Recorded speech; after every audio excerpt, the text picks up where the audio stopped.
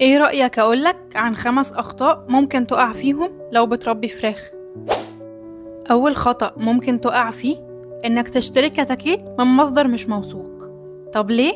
علشان طبعا في مربيين كتير بيروحوا يشتروا الكتاكيت بناء على سعرها مش على جودتها، وبما ان الكتكوت هو اساس الدورة، فلو انت اصلا من الاول جايب الكتكوت ضعيف او مصاب يبقى الدورة هتكون مليانة مشاكل.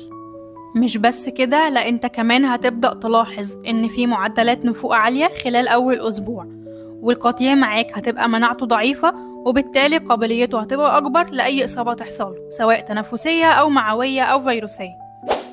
كمان هتبدأ تلاحظ في بطء في التحويل وفي نمو غير متجانس في القطيع، يعني هتلاقي شوية صغيرين وشوية كبار.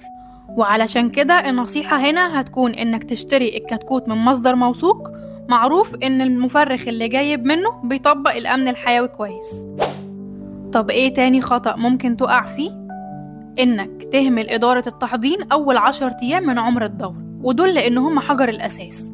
التحضير هو اخطر واهم مرحلة في دورة التسمين، وده لانه بيحدد قوة المناعة وهيكل الكتاكيت العظمي، وبيحدد معاك الدورة هتمشي معاك ازاي في الباقي. وعلشان كده النصيحة هنا هتكون انك تحافظ على درجات الحرارة المناسبة وكمان درجات الرطوبة المناسبة، وطبعا تخلي الارضيات دايما متعقمة والفرشة دايما جافة ما هياش مرطبة.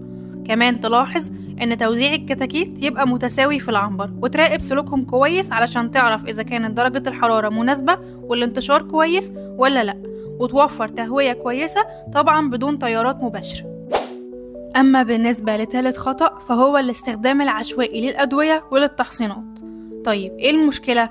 المشكلة إن كتير من المربيين بيروحوا للعلاج بناء على تجارب الآخرين حواليهم أو على تجارب صحابهم في المجال، أو زي ما بنقولها كده الوصفات الشعبية بدون تشخيص دقيق. وطبعا ممكن كمان يستخدموا تحصينات بترتيب غلط أو بجرعات مش صح، وده هيؤدي إلى إن العلاج هيفشل، ولو الحالة مصابة أصلا هتبدأ إن الإصابة دي تتفاقم، وطبعا هيحصل مقاومة ميكروبية للأدوية.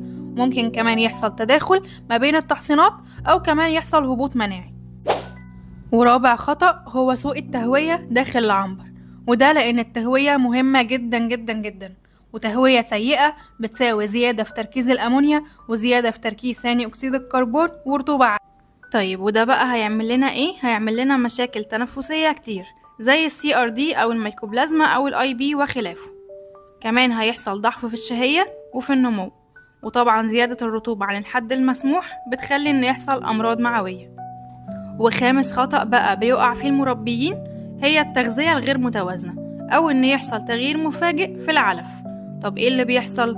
شوية من المربيين بيبدأوا إن هما لما يجوا يغيروا العلف يغيروا فجأة بين المراحل، أو يستخدموا أعلاف رخيصة ما فيهاش قيمة غذائية حقيقية، أو طبعا يخلطوا أعلاف مختلفة، أو حتى يضيفوا خمائر أو أدوية على العلف بشكل عشوائي، وده بينتج عنه طبعا اضطرابات هضمية كتير زي الإسهالات أو النفوق المفاجئ، وكمان بينتج عنه ضعف في التحويل الغذائي، وممكن كمان يحصل بسببه تفريغ للوزن، يعني الفراخ تخسر وزنها أو يحصل لها بطء في النمو. ونصيحتي هنا ان انت لما تيجي تغير العلف من مرحلة لمرحلة تبدأ ان انت تدرج على يومين او 3 ايام علشان ما يحصلش صدمة للطائر.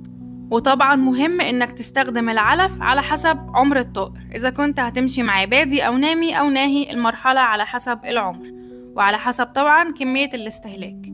طيب كمان تتأكد ان مصدر العلف يكون كويس وان تخزينه تم بصورة كويسة. والخلاصة ان انا عايزة اقولك ان نجاح الدورة مش بيعتمد على عنصر واحد، لكن طبعا بيبقى حلقة متزنة ما بين كتكوت كويس وبيئة كويسة ورعاية كويسة وتغذية كويسة، وطبعا تدخلات بيطرية مدروسة. لو عندك بقى اي استفسار تقدر تتواصل معانا على الارقام الموجودة على الشاشة. وما تنساش ان شركة المتحدون بتوفر لك دعم فني مجاني من اول يوم في الدورة لاخر يوم في الدورة.